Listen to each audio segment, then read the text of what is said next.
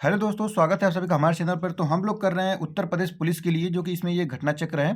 तो ये घटना चक्र में पर इसमें लगभग 30 वर्षों में जितने भी क्वेश्चन आए हुए हैं उसको सबको समाहित करके इसमें लाया गया है प्रैक्टिस सेट के रूप में। तो इसके पहले 4 वीडियो करा दिए गए हैं, 4 प्रैक्टिस सेट हो चुका है और आज का ये 5वां प्रैक्टिस सेट है। तो देखिए, लगातार प्रैक्टिस सेट करते रहिए, जितना ज़्यादा प्रैक्टिस करेंगे उतना ही ज़्यादा आपको एग्जाम में क्वेश्चन पुटअप होगा और क्वेश्चन सही कर पाएंगे। ठीक है, तो चलिए आज हम लोग 5वां प्रैक्टिस सेट करेंगे।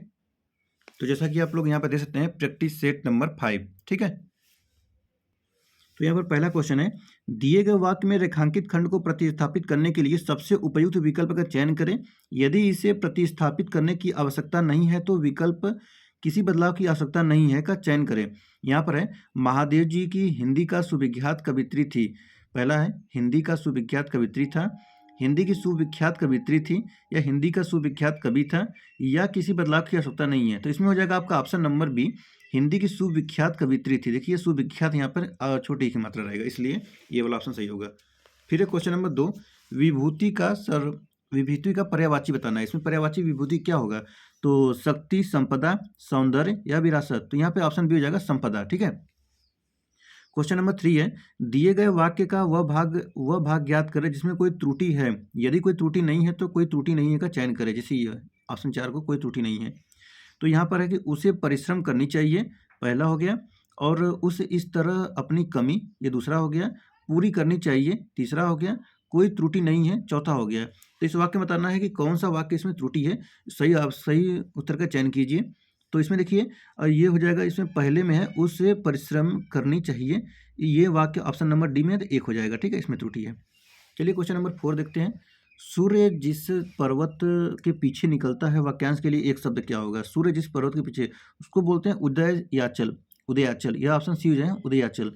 क्वेश्चन नंबर 5 है, दिए गए शब्द का समानार्थी शब्द बताइए। दिए गए शब्द का समानार्थी शब्द सरस्वती का बताना है, तो सरस्वती का हो जाता है शारदा, ऑप्शन में हो जाएगा शारदा। नेक्स्ट है, निम्नलिखित में से शुद्ध वर्तनी वाला शब्द कौन सा है? शुद्ध वर्तनी, पुण्य, पुण्य, पुण्य। कौन सा इसमें पुण्य सही लिखा हुआ है? तो देखिए, इसमें जो ये ऑप्शन ए है, ये पुण्य सही लिखा है। छोटी की मात्रा रहेगा, छोटी ऊ की, और यहाँ पे आड़ा अड़ा और फिर यह।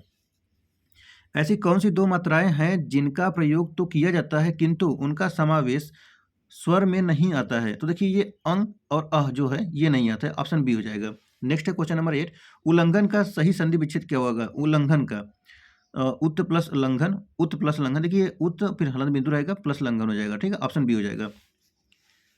फिर क्वेश्चन नंबर 9 और 10 है, उपसर्ग का प्रयोग होता है। उपसर्ग का प्रयोग किसमें होता है? तो ये शब्द के आदि में, ऑप्शन ए हो जाएगा, शब्द के आदि में। फिर है, राजपुत्र में कौन सा समास है? राजपुत्र में, तो राजपुत्र में तत्पुरुष समास है, ऑप्शन नंबर ए हो जाएगा। नेक्स्ट क्वेश्चन है क्वेश्चन नंबर 11, अन्वेषण का शुद्ध संधि विच्छेद है अन्वेषण का। तो अन्वेषण का अन्वेष प्लस अड़, ये नहीं होगा, अनुवेश, ये हो जाएगा ऑप्शन डी, अनु प्लस एसड़। नेक्स्ट है, गिलास में थोड़ा दूध है, वाक्य में रेखांकित शब्द विशेषण के किस भेद के अंतर्गत आएगा? तो ये आएगा परिणामवाचक, ऑप्शन ए हो जाएगा परिणामवाचक। फिर नेक्स्ट है, निम्नलिखित में से कौन सा शब्द मछली का पर्याय है? मछली का पर्याय बताना है, तो ये चपला, तोय निधि, अच्छी या झस। तो ऑप्शन डी हो जाएगा झस। नेक्स्ट क्वेश्चन नंबर 14 है, कौन सा ऐहिक शब्द का विलोम है? ऐहिक शब्द का विलोम, तो ये हो जाएगा आपका पारलौकिक, ऑप्शन सी हो जाएगा पारलौकिक। नेक्स्ट है, चीर या चीर का अर्थ क्या है? तो ये हो जाएगा पुराना और पुराना स्लैश कपड़ा। ठीक है, ऑप्शन सी हो जाएगा पुराना कपड़ा। फिर नेक्स्ट है 16 नंबर क्वेश्चन, जंगल में लगने वाली आग को क्या कहते हैं? जंगल में जो आग लगाया जाता है, लगता है, उसको कहते हैं दावानल, ऑप्शन बी है दावानल। नेक्स्ट है, वह आई हो तो मेरी चिट्ठी उसे दे देना, कौन सा काल है वह आई हो तो इसको कहेंगे संभाव्य काल, संभाव्य वर्तमान, ऑप्शन बी हो जाएगा संभाव्य वर्तमान। फिर देखिए नेक्स्ट है, वचन की दृष्टि से कौन सा जोड़ा सही नहीं है? वचन की दृष्टि से कौन सा जोड़ा सही नहीं है? तो लता लताएं, घोड़ा घोड़े, किताब किताबें, सखी सखियां। देखिए, सखियां जो ये गलत लिखा है, ये छोटी ई की मात्रा रहेगी, तो ऑप्शन डी हो जाएगा। नेक्स्ट है, ठीक समय पर आ जाना में कौन सा कारक है? ठीक समय पर आ जाना, तो ये हो जाएगा अधिकरण, ऑप्शन डी हो जाएगा अधिकरण। नेक्स्ट है, एक गाय, 2 घोड़े और 1 बकरी मैदान में चर रहे हैं, शुद्ध वाक्य चुनिए। तो एक गाय, 2 घोड़े और 1 बकरी मैदान में चर रहे हैं। फिर एक गाय, 2 घोड़े और 1 बकरी मैदान में चर रही है। फिर एक गाय, 2 घोड़े और 1 बकरी मैदान में चर रही हैं। फिर ऑप्शन डी है, एक गाय, दो घोड़े और एक बकरी मैदान में चर रहा है। इसमें देखिए ऑप्शन सी हो जाएगा, एक गाय, दो घोड़े और एक बकरी मैदान में चर रही हैं, यहाँ पर होगा, ऑप्शन सी हो गया। नेक्स्ट है क्वेश्चन नंबर 21, छत्तीसगढ़ी किस भाषा की बोली है? पश्चिमी हिंदी, राजस्थानी, बिहारी या पूर्वी हिंदी? तो ये हो जाएगा आपका पूर्वी हिंदी, ऑप्शन डी हो जाएगा पूर्वी हिंदी। नेक्स्ट है, निम्न में से स्त्रीलिंग शब्द को पहचानिए, काशिदादार, जुर्राब, पजामा या कच्छा, कौन सा होगा इसमें? तो ये हो जाएगा आपका जुर्राब, ऑप्शन बी हो जाएगा जुर्राब। नेक्स्ट है, निम्नलिखित में से गेहूं का तत्सम शब्द कौन है? गेहूं का क्या होगा? तो ये हो जाएगा गोधूम, ऑप्शन बी हो जाएगा गोधूम। नेक्स्ट है, किस रस को रसराज कहा जाता है? रसराज, तो ये श्रृंगार रस को कहा जाता है, श्रृंगार रस को कहा जाता है रसराज। नेक्स्ट क्वेश्चन आता है 25 नंबर, चिर जौवी जोरी जुरे क्यों न सने गंभीर, को घटी ये ब्रिसजा नुजा वे हलदर के बीर में कौन सा अलंकार है? तो देखिए इसमें श्लेष अलंकार हो जाएगा, ऑप्शन नंबर सी हो जाएगा श्लेष अलंकार। नेक्स्ट है, काशी नगरी प्रचारिणी सभा की स्थापना किस वर्ष हुई थी? काशी नगरी, तो ये हो जाएगा काशी नगरी का 1893 ईस्वी में, ऑप्शन हो जाएगा 1893। फिर नेक्स्ट है, दिए गए विकल्पों में से सही का चयन करें, रिक्त स्थान भरें। इंडोनेशिया में एक बार फिर ज्वालामुखी ने, अब यहाँ पे कहर, तहलका, क्रोध, तो हो जाएगा कहर, ऑप्शन ए हो जाएगा कहर। यहाँ पर क्या भरेंगे? कहर बरपाया है। फिर देखिए अब इसको ध्यान से पढ़िए, नीचे निर्देश है और उसको पढ़कर फिर उत्तर देना है। यहाँ है, सारा संसार नीले गगन के तले अनंत काल से रहता आया है, हम थोड़ी दूरी पर ही देखते हैं, क्षितिज तक जहाँ धरती और आकाश हमें मिलते दिखाई देते हैं, लेकिन जब हम वहाँ पहुँचते हैं तो यह नज़ारा आगे खिसकता चला जाता है और इस नज़ारे का कोई और छोर हमें नहीं दिखाई देता है। ठीक इसी तरह हमारा जीवन भी है। जिंदगी की न जाने कितनी उपमाएं दी जा चुकी हैं, लेकिन कोई भी उपमा पूर्ण नहीं मानी गई, क्योंकि जिंदगी के इतने पक्ष हैं कि कोई भी उपमा उस पर पूरी तरह फिट नहीं बैठती। वर्नार्ड शॉ जीवन को एक खुली किताब मानते हैं। क्या मानते हैं? एक खुली किताब मानते हैं, और यह भी मानते थे कि सभी जीवों को समान रूप से जीने का हक है। वह चाहते थे कि इंसान अपने स्वार्थ में अंधा होकर किसी दूसरे के जीवन के जीने का हक न मारे। यदि इंसान ऐसा करता है तो यह बहुत बड़ा अन्याय है। हमारे विचार स्वाभाविक रूप से एक दूसरे से मेल नहीं खाते हैं, लेकिन इसका मतलब यह नहीं होता कि हम दूसरों को उसके जीने के हक से वंचित कर दें। यह खुला आसमान, यह प्रकृति और यह पूरा भूमंडल हमें दरअसल यही बताता रहा है कि हाथी से लेकर चींटी तक सभी को समान रूप से जीवन बिताने का हक है। जिस तरह से खुले आसमान के नीचे हर प्राणी बिना किसी डर के जीने श्वास लेने का अधिकारी है, उसी तरह से मानव मात्र का स्वभाव भी होना चाहिए कि वह अपने जीने के साथ दूसरों से उनके जीने का हक न छीने। यह आसमान हमें जिस तरह से भय से छुटकारा दिलाता है, उसी तरह से हमें भी मानव जाति से इतर जीवों को डर से छुटकारा दिलाकर उन्हें जीने के लिए पूरा अवसर देना चाहिए। दूसरों को जीने के हक से छीनने से बड़ा अपराध या पाप कुछ नहीं हो सकता। ठीक है, तो देखिए यहाँ पर अब क्वेश्चन आता है कि पूछ रहा है कि क्षितिज किसे कहते हैं। देखिए पूछ रहा है क्षितिज किसे कहते हैं। तो जहाँ धरती पर आकाश आसपास हो, जहाँ तक धरती दिखाई पड़ती है, जहाँ से धरती और आकाश दिखाई पड़ते हैं। तो देखिए इसमें ऑप्शन डी में जहाँ धरती और आसमान मिले हुए दिखाई देते हैं, ऑप्शन डी हो जाएगा सही। क्षितिज का क्या होता है? जहाँ धरती और आसमान मिले हुए दिखाई देते हैं। चलिए नेक्स्ट क्वेश्चन नंबर अब 29, यदि किसी का और छोर नहीं है तो उसको क्या बोलते हैं? जो किसी का और छोर नहीं है तो यह है आपका उसकी सीमा नहीं है, ऑप्शन बी हो जाएगा उसकी सीमा नहीं है। ठीक है, फिर है फिट और इंसान शब्द है, फिट और इंसान, तो ये हो जाएगा आगत, ऑप्शन ए हो जाएगा आगत।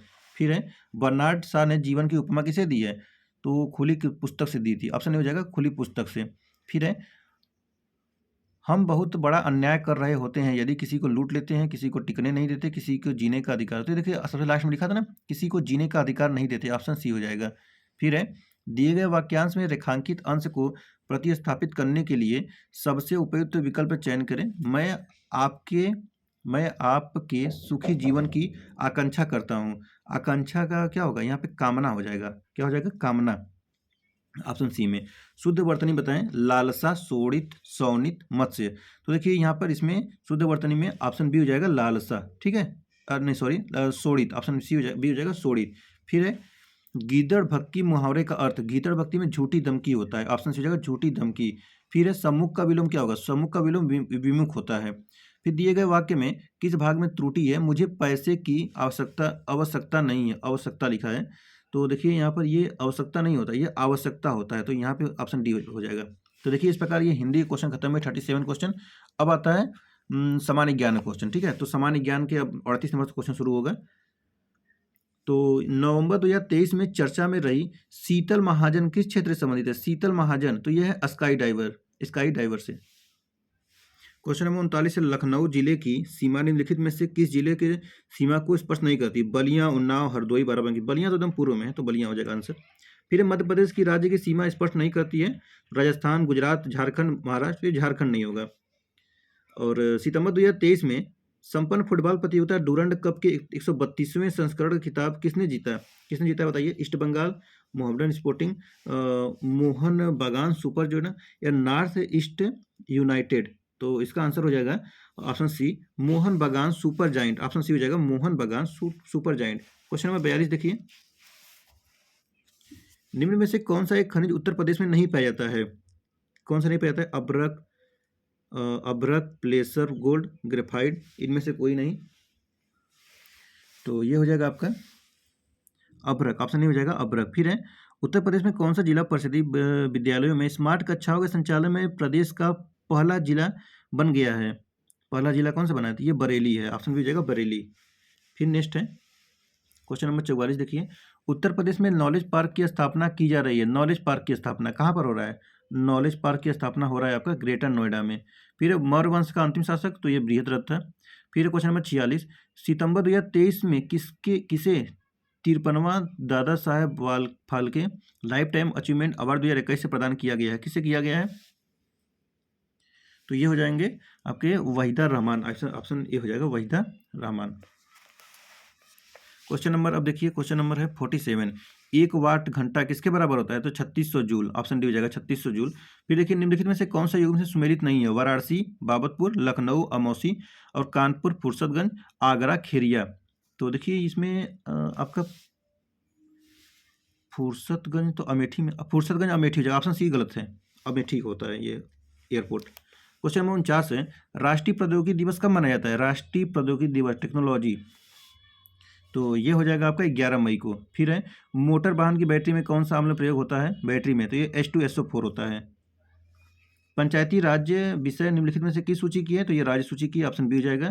क्वेश्चन नंबर 52 है, अक्टूबर 2023 में स्टैचू ऑफ इक्वलिटी का अनावरण कहाँ किया गया है, हैदराबाद, लंदन, न्यूयॉर्क, मैरीलैंड। तो देखिए अमेरिका में मैरीलैंड में किया गया है, ये 19 फीट की है, सबसे लंबी प्रतिमा B.R. अम्बेडकर की। नेक्स्ट क्वेश्चन नंबर 53 है, भारत में राष्ट्रीय खेल दिवस कब मनाया जाता है, तो ये मनाया जाता है 29 अगस्त को। सारनाथ स्थित कहाँ पे, सारनाथ है बनारस में, ऑप्शन सी हो जाएगा। मानव शरीर रक्त का बैंक कहलाता है, तो ये प्लीहा कहलाता है, ऑप्शन हो जाएगा प्लीहा। और उसके बाद 56 नंबर क्वेश्चन है, कौन सा भोजन तुरंत शक्ति प्रदान करता है, तो ये ग्लूकोज, ऑप्शन डी हो जाएगा ग्लूकोज। फिर है उत्तर प्रदेश के विधानसभा के प्रथम अध्यक्ष कौन थे, प्रथम अध्यक्ष पूछ रहा है, ठीक है,